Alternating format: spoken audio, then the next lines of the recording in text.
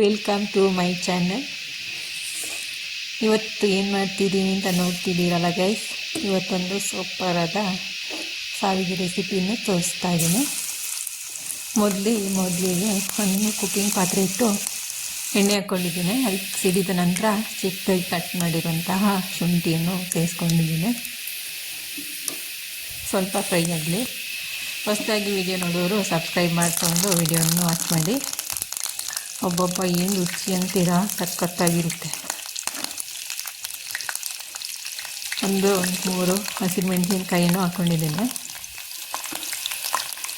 ಈ ರೀತಿ ಒಮ್ಮೆ ಮನೆಯಲ್ಲಿ ನೀವು ಟ್ರೈ ಮಾಡಿ ನೋಡಿ, ಹೋಟೆಲ್ಗಿಂತ ತುಂಬಾ ಸಖತ್ತಾಗಿ ಟೇಸ್ಟಿಯಾಗಿ ಬರುತ್ತೆ. ಒಂದು ಆನಿಯನನ್ನು ಉದ್ದುದ್ದಾಗಿ ಕಟ್ ಮಾಡಿ ಹಾಕ್ಕೊಂಡಿದ್ದೀನಿ.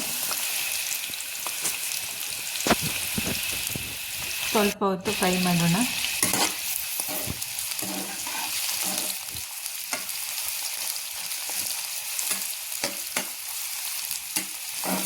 ನಾನು ಹಾಕುವ ರೆಸಿಪಿ ನಿಮಗೆ ಇಷ್ಟ ಆದರೆ ಲೈಕ್ ಮಾಡಿ, ಕಮೆಂಟ್ ಮಾಡಿ.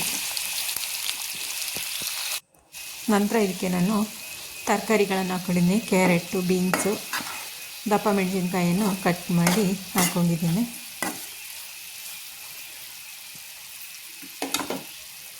ಸ್ವಲ್ಪ ಹೊತ್ತು ಎಣ್ಣೆಯಲ್ಲಿ ಬೇಯಿಸ್ಕೊಳ್ಬೇಕು.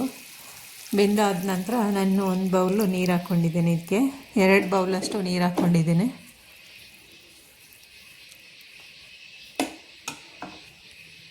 ರುಚಿಗೆ ತಕ್ಕಷ್ಟು ಉಪ್ಪನ್ನು ಸಹ ಹಾಕ್ಕೊಂಡಿದ್ದೀನಿ ನಾನು. ಇವಾಗ ಇದೇನು ಗೊತ್ತಾ, ಸಾವಿಗೆ ಅಂತ ಹೇಳ್ತಾರಲ್ಲ, ಸೇವಿಗೆ, ಅದನ್ನು ಹಾಕ್ಕೊಂಡಿದ್ದೀನಿ. ಈ ಥರದ್ದು ಹಾಕ್ಕೊಂಡಿದ್ದೀನಿ. ಇದಕ್ಕೆ ನಾನು ತೆಂಗಿನ ತುರಿಯನ್ನು ಸಹ ಆ್ಯಡ್ ಮಾಡಿದ್ದೀನಿ. ನಾನು 2 ಬೌಲಷ್ಟು ಹಾಕ್ಕೊಳ್ತೇನೆ. 1 ಬೌಲಿಗೆ 1 ಬೌಲ್ ನೀರು ಹಾಕ್ಕೊಂಡ್ರೆ ಸಾಕಾಗುತ್ತೆ.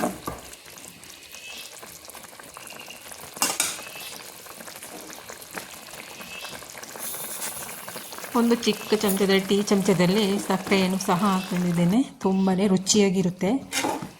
ಒಂದು ಅರ್ಧ ಹೋಳಿನಷ್ಟು ನಿಂಬೆ ಹುಳಿ ರಸವನ್ನು ಸಹ ಹಾಕ್ಕೊಳ್ತೇನೆ.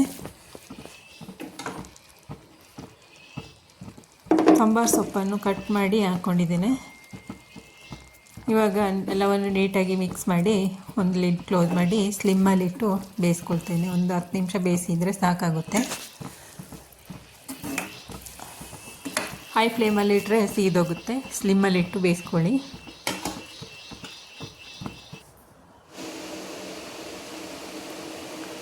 ಫೈನಲಿ ನಮ್ಮ ಸಾವಿಗೆ ಬಾತ್ ರೆಡಿ ಆಯಿತು. ಇವಾಗ ನಾನು ಫ್ರೈ ಮಾಡಿರುವಂತಹ ನೆಲಗಡಲೆ ಬೀಜ ಮತ್ತು ಗೋಡಂಬಿಯನ್ನು ಸೇರಿಸ್ಕೊಂಡಿದ್ದೀನಿ.